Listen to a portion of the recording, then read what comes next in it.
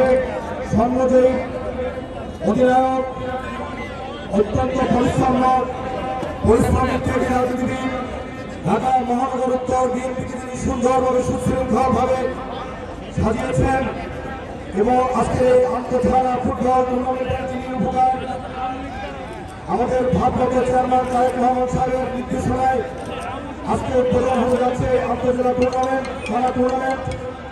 এর উপকার জনপ্রিয় জননেতা জনাব আমিনুল হক উপস্থিত আছেন। ঢাকা মহানগর উত্তর বিএনপির সংগ্রামী সদস্য সচিব, অত্যন্ত পরিশ্রমী রাজনীতিবিদ জনাব মুস্তফা জামান উপস্থিত আছেন।